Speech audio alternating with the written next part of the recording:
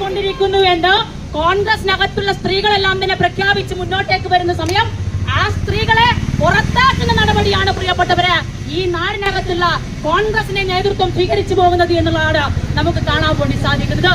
ഇവരെ അങ്ങനെയൊന്നും വെറുതെ വിടാൻ വേണ്ടി പാടില്ല.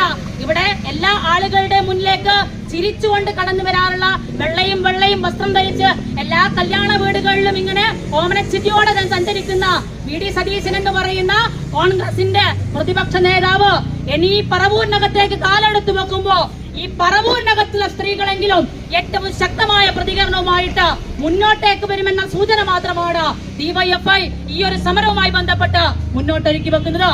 പ്രിയപ്പെട്ടവരെ, നമ്മളിതാ ഓരോ ഘട്ടങ്ങളിലും പരിശോധിച്ചു പോകേണ്ട ഒരു അവസ്ഥയിലേക്കാണ്.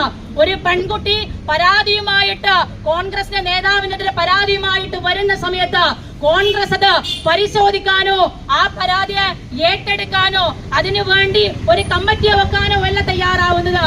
ആ പെൺകുട്ടിയെ തന്നെ ഈ പറയുന്ന കോൺഗ്രസ് എന്ന് പറയുന്ന പ്രസ്ഥാനത്തിൽ നിന്ന് ഇല്ലായ്മ ചെയ്യുന്നതിന് വേണ്ടിയിട്ടുള്ള പ്രവർത്തനം നടത്തുമ്പോ കോൺഗ്രസ് എന്തു വിലയാണ് ഈ കേരളത്തിലും ഈ രാജ്യത്തും ഇരിക്കുന്ന സ്ത്രീകൾക്ക് നീട്ടിക്കൊടുക്കുന്നത് എന്നുള്ളതാണ് ഞങ്ങൾക്ക് ഡിവൈഎഫ്ഐക്ക് ചോദിക്കാനുള്ളത്. പ്രിയപ്പെട്ടവരെ, നാളെ നിങ്ങൾ ജനവിധി തേടിക്കൊണ്ട് ഈ നാട്ടിനകത്തുള്ള മുഴുവൻ ആളുകൾക്കിടയിലേക്കും ഇറങ്ങി വരുമ്പോ ഈ നാടിനകത്തുള്ള അമ്മ പെങ്ങന്മാർ, നിങ്ങളുടെ സഹോദരങ്ങൾ, എല്ലാ ആളുകളും എന്തു വിശ്വസിച്ചാണ് കോൺഗ്രസിന്റെ ആളുകൾക്ക് വോട്ട് രേഖപ്പെടുത്തി മുന്നോട്ടേക്ക് കടന്നു വരേണ്ടത്, നിങ്ങളെ വിജയിപ്പിച്ച് മുന്നോട്ടേക്ക് കൊണ്ടുവരേണ്ടത്?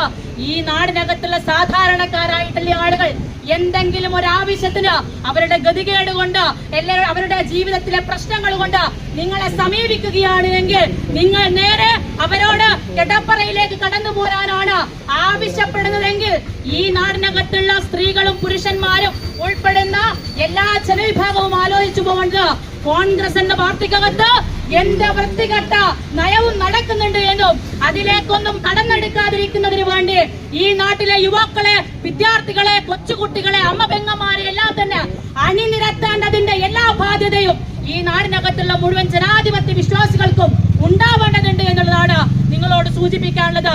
ഇതൊരു തുടക്കം മാത്രമാണ്.